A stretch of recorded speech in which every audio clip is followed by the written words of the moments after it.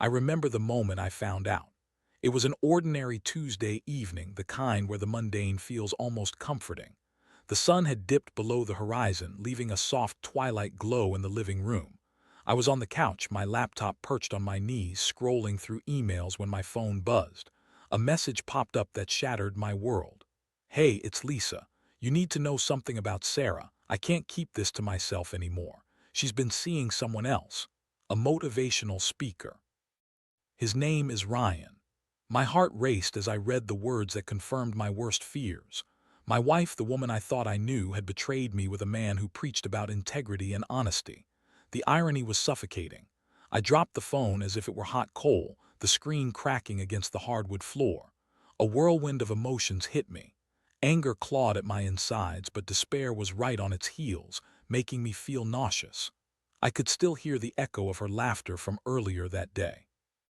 We had shared breakfast, talked about our plans for the weekend, and I had kissed her goodbye completely, unaware that she was hiding a secret so monstrous.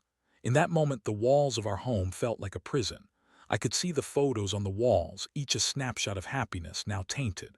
I thought about the way she would look at me, the warmth in her eyes that now felt like a cruel joke. It was as if the ground beneath my feet had given way and I was left hanging in a void, grappling with the enormity of my loss. I stood up, packing the room, my mind racing. Why him? What did this Ryan have that I did? I'd seen his videos online, his charisma radiating through the screen, captivating audiences with his words. He spoke about empowerment and overcoming adversity, and yet here he was, tearing apart my life. The betrayal felt like a knife twisting in my gut, and I wanted to scream. Instead, I found myself plotting. I needed to confront this. I needed to understand everything. I grabbed my phone and called Lisa back, my hands shaking. "Where can I find him?" I demanded, my voice steadier than I felt. "There's a seminar this weekend. He's speaking at the convention center downtown," she replied, her tone laced with concern. I hung up, my mind racing with possibilities. I thought about Sarah's face when I confronted her, the shock that would wash over her. But more importantly, I thought about Ryan. I could ruin him, expose him for the fraud he was. The thought of it brought a flicker of satisfaction amidst the chaos in my heart. I would not let this go unpunished. I would make sure that his biggest speech would be his confession. I would orchestrate it and he would fall from grace. As the weight of my plan settled in, I felt a surge of empowerment. This was my chance to reclaim control, to turn the tables on the man who had taken so much from me. I was no longer a victim. I was a man with a mission.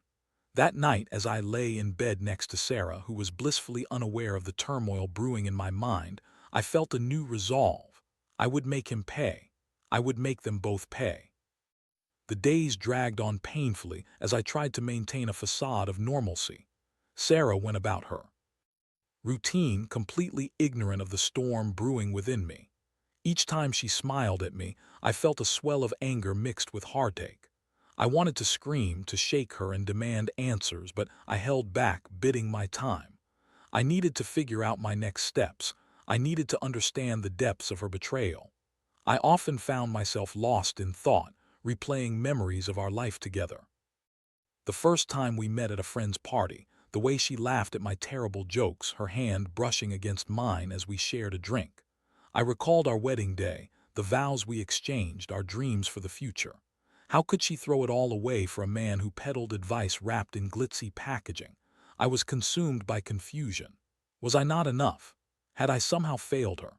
I remembered how she had always been supportive of my career, how she had encouraged me when I faced setbacks. But now that support felt like a cruel mask, hiding her true feelings. I felt like a fool, a puppet who had danced to her tune while she plotted her betrayal behind the scenes.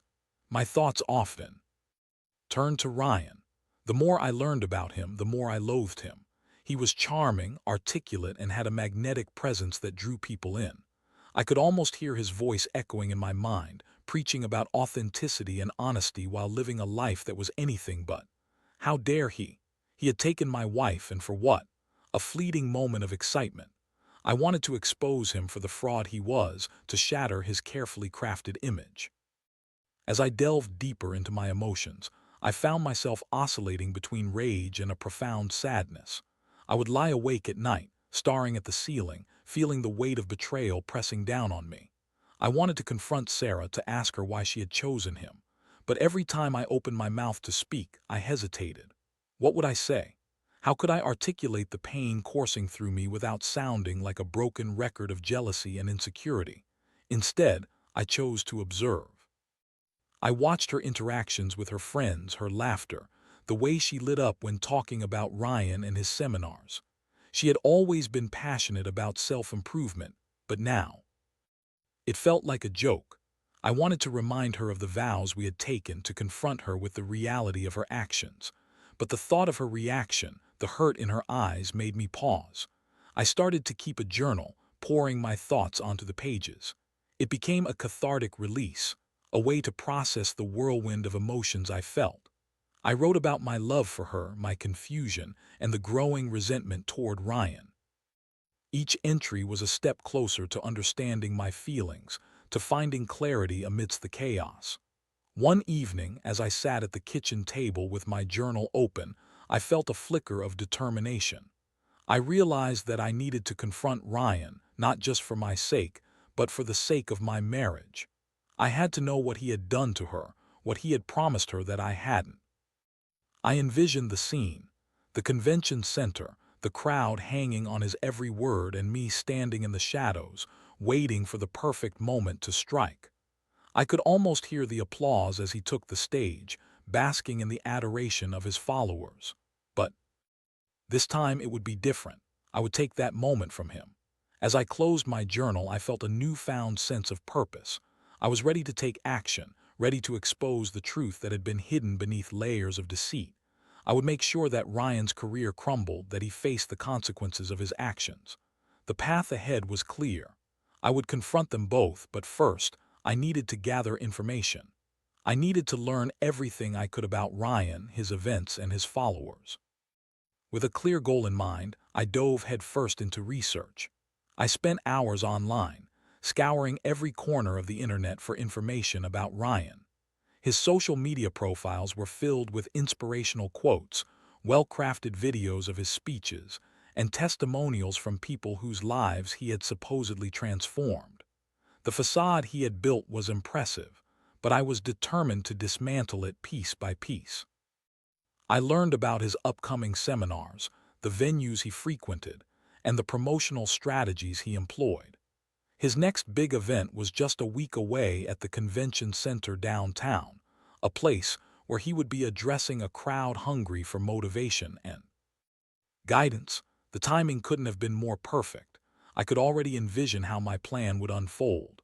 As I plotted my course of action, I couldn't help but feel a mixture of excitement and dread.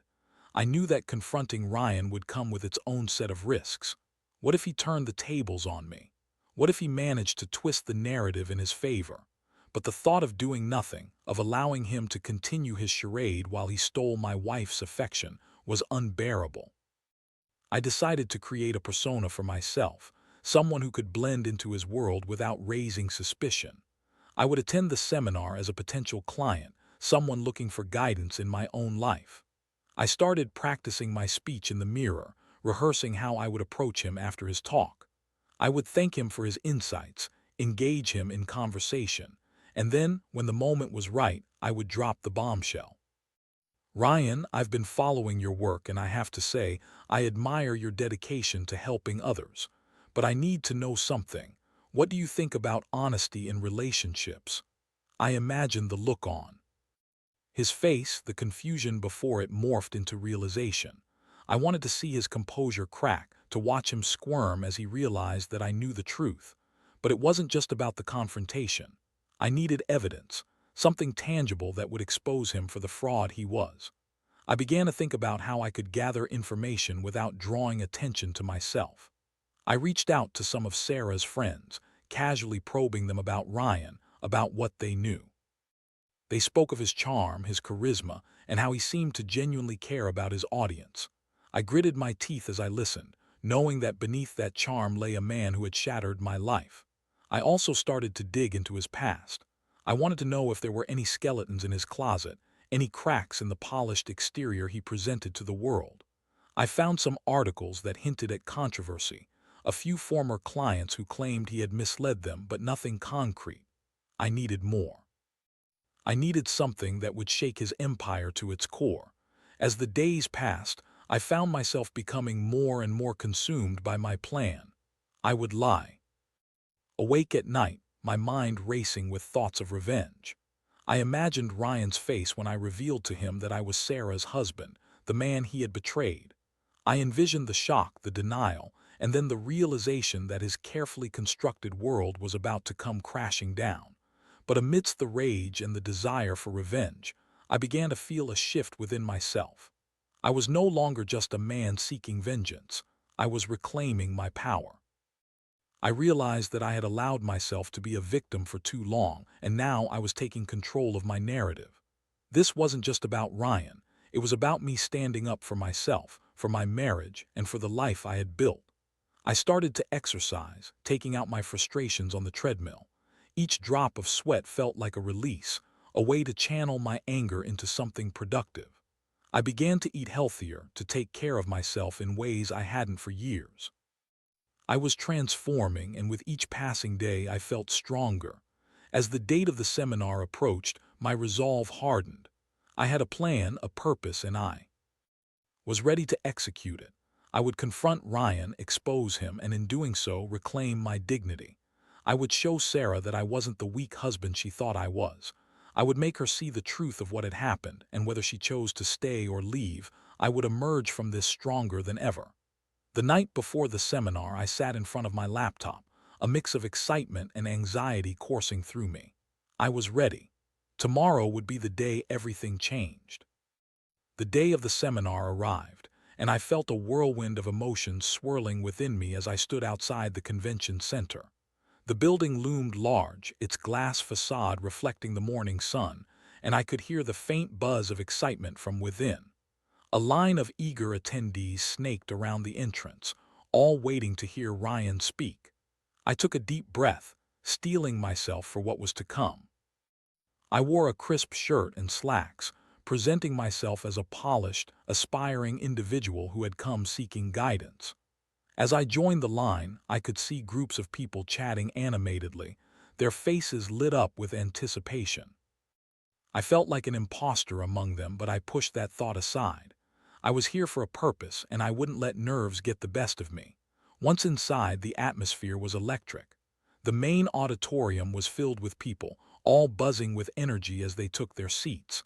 I scanned the room, looking for Ryan. The stage was set with bright lights and a large screen displaying motivational quotes. I could feel the tension in the air, the collective hope of those gathered. They were here to be inspired, but I was here to unravel the very foundation of that inspiration. As the lights dimmed and the introduction began, I felt my heart race. Ryan stepped onto the stage and the crowd erupted into applause. He was everything I had expected, charismatic, confident, and utterly captivating. He spoke about dreams, about overcoming obstacles, and about the importance of integrity. Each word felt like a slap in the face, a reminder of how he had shattered my life while preaching values he clearly did not uphold. I took a seat near the back, my palms sweating as I listened to him speak. The longer he went on, the more my anger simmered beneath the surface. I could see the audience hanging on his every word, their faces filled with admiration. They had no idea who he really was, what he had done to me, to us. I could feel the weight of my plan pressing down on me, urging me to act. After what felt like an eternity, he finally wrapped up his speech, and the crowd erupted into applause once more. I could see the gleam of satisfaction in his eyes as he soaked in the adoration. It was time. I stood up, my heart pounding, and made my way to the front of the stage, my mind racing with the words I wanted to say. As I approached, I could feel the eyes of the audience on me, curiosity mingled with confusion. I reached the front, and Ryan's smile faltered as he recognized me. The moment hung in the air, thick with tension. "Ryan," I called out, my voice steady despite the storm inside me. "I think we need to talk." The audience hushed, and I could see the flicker of surprise in Ryan's eyes. He stepped down from the stage, trying to maintain his composure. "Can I help you?" he asked, feigning innocence. "You can start by explaining why you thought it was okay to sleep with my wife," I said, my voice rising slightly, fueled by the adrenaline coursing through my veins. Gasps rippled through the audience, and I could feel the energy shift in the room. Ryan's expression shifted from surprise to defensive. "I think you're mistaken," he said, his tone cool. "I don't know what you're talking about. Don't play games with me," I shot back, feeling a surge of confidence. "Know everything. I know about you and Sarah, and I'm not leaving until you confess." The crowd watched with rapt attention, and I could see some people whispering among themselves. Ryan's facade was cracking, and I reveled in it. "This isn't the place for personal matters," he said, trying to regain control of the situation. "Why not? You've built your entire career on being honest and authentic, haven't you?" I challenged, my voice rising above the murmurs. "Why don't you show these people who you really are?" He hesitated, and in that moment I could see the wheels turning in his mind. He was calculating, trying to decide how to salvage his reputation. But I wasn't going to let him off the hook that easily. "Tell them the truth, Ryan. Tell them that you're a liar, that you've betrayed a marriage while preaching about integrity. Show them the real you," I pressed, my heart racing as I awaited his response. The silence in the auditorium was deafening, and I could see the uncertainty flickering in his eyes. The crowd was no longer just passive observers. They were witnesses to a confrontation that would expose the truth. Ryan opened his mouth, and for a moment I thought he might confess, but he quickly regained his composure, a smirk creeping onto his face. "You think you can come here and ruin my career with baseless accusations? You have no proof. Besides, people like me because I help them," he retorted, trying to deflect the pressure. "I have proof," I shot back, my voice unwavering. "And I'll make sure everyone knows the truth if you don't come clean." The tension hung in the air, and I could see the audience shifting uncomfortably. They had come looking for inspiration, but instead they were witnessing a scandal unfold before their eyes. I felt a rush of adrenaline, knowing that I was finally taking control of the narrative. "Ryan, you can either admit what you've done, or I will expose you for the fraud you are," I said, my voice steady. "The choice is yours." The crowd was silent, and I could feel the weight of their gazes on us. I had him cornered, and I wasn't going to back down. The silence that followed my ultimatum felt like an eternity, the tension palpable in the air. Ryan's expression shifted, flickering between anger and fear, and I could see the wheels turning in his mind as he weighed his options. The audience was transfixed, their eyes darting between the two of us, caught in the drama unfolding before them. Finally, Ryan let out a nervous chuckle, trying to regain his footing. "You really think you can intimidate me in front of all these people? This is my stage. I've built my career on helping others, and I won't let you ruin that with your petty grievances," he replied, his voice laced with bravado, but I could hear the tremor beneath it. "Petty grievances," I echoed, incredulous. "You're the one who chose to betray a marriage for your own selfish desires. You think that's just a minor detail." The crowd murmured, some people visibly shifting in their seats, and I could sense the tide beginning to turn. There was a collective realization that they were witnessing something significant, something raw and real. I pressed on, my heart pounding in my chest. "Ryan, the truth is going to come out, whether you admit it or not. People deserve to know who you really are. You can't hide behind your facade forever," I continued, my voice steady and unwavering. For a moment I thought I saw a flicker of doubt in his eyes. Then he straightened his posture, a defiant smile returning to his face. "You're just a jealous husband trying to tear me down because I'm better than you. You'll regret this," he shot back, attempting to regain control of the narrative. The crowd began to murmur again, and I could feel the energy shifting. They were no longer just spectators. They were involved, invested in the outcome of this confrontation. I took a deep breath, grounding myself in the moment. "Better than me?" I asked, incredulous. "What have you built your life on? Deceit? Lies? You're nothing but a fraud, and I'm going to make sure everyone knows it." As I spoke, I could feel a surge of power coursing through me. This wasn't just about revenge anymore. It was about reclaiming my dignity and holding Ryan accountable for his actions. The audience's attention was fully on us now, and I could see their expressions shift from confusion to concern. "Ryan, you may have fooled these people with your charm and your empty promises, but I won't let you continue to manipulate them. I have proof, and I will make it known," I declared, my voice rising above the murmur of the crowd. In that moment, I felt a sense of liberation. I had stepped out of the shadows of betrayal and into the light of truth. I was no longer just a victim. I was a man fighting for what was right. As I turned to leave the stage, I glanced back at Ryan, who was still trying to maintain his composure. The anger in his eyes was palpable, but beneath it, I could see the flicker of fear. I had struck a nerve, and I knew I had to capitalize on that. The aftermath of the confrontation was chaotic. As I made my way out of the auditorium, I could hear the whispers of the audience behind me, their conversations buzzing with shock and disbelief.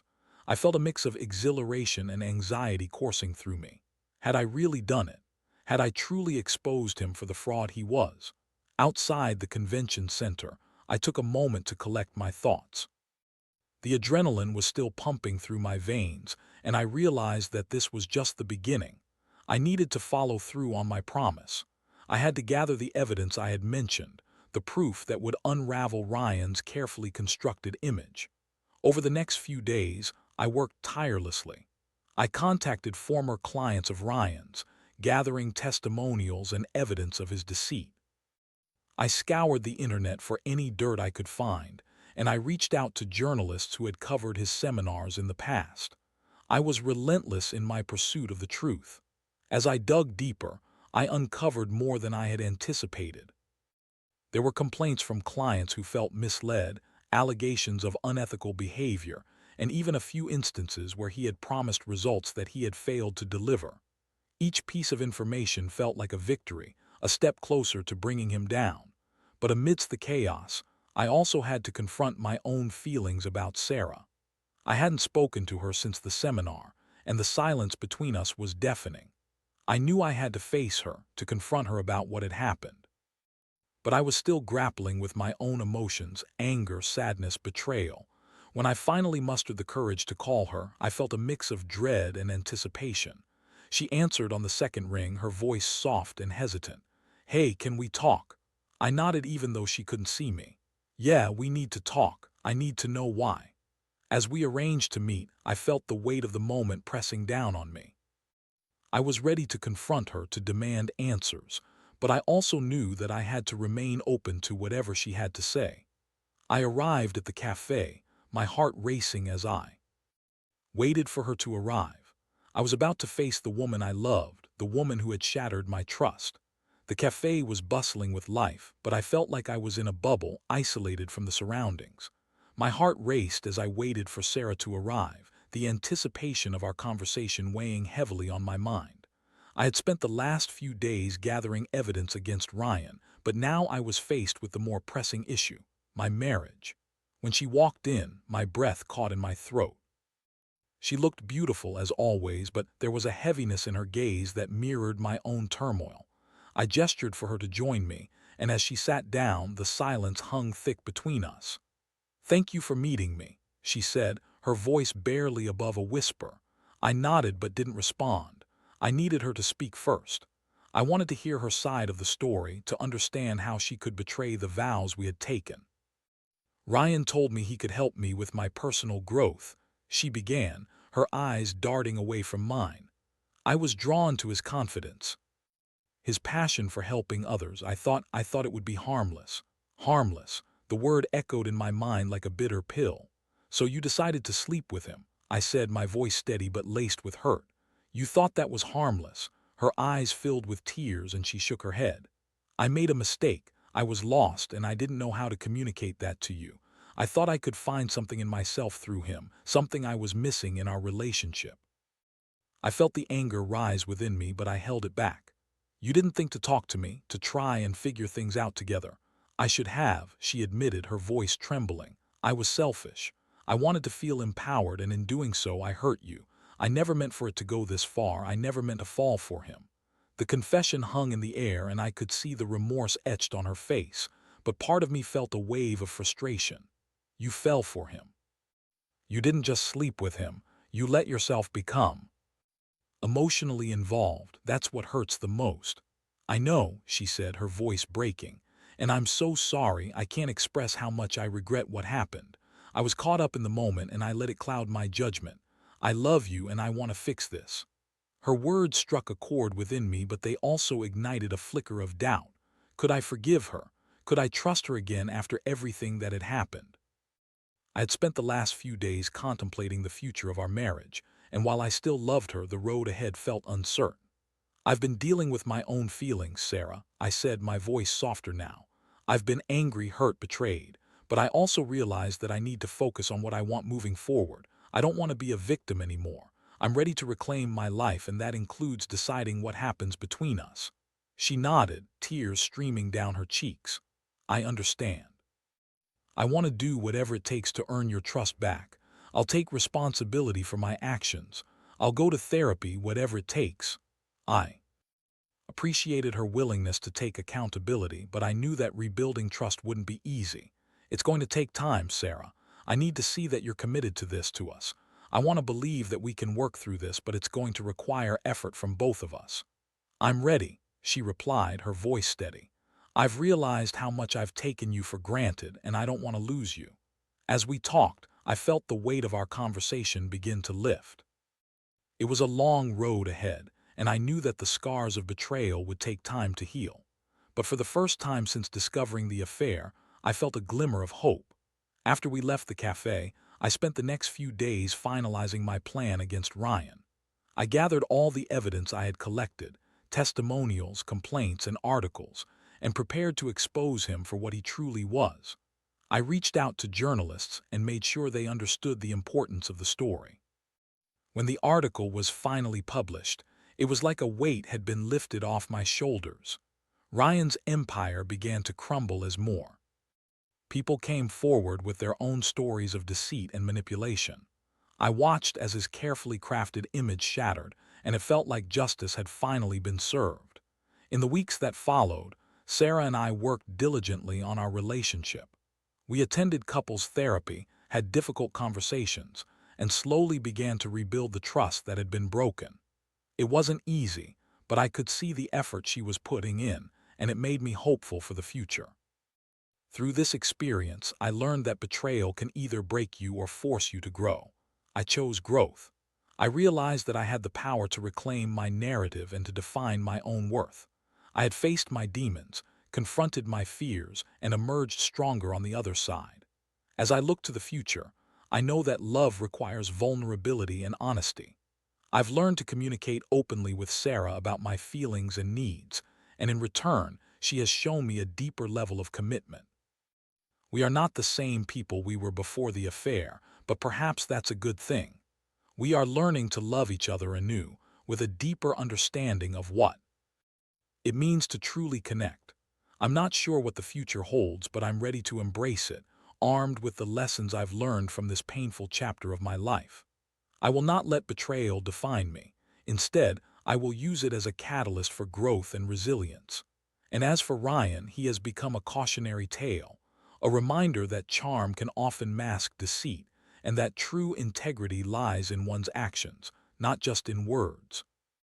I've reclaimed my life, and I'm ready to write the next chapter, one filled with honesty, trust, and renewed love.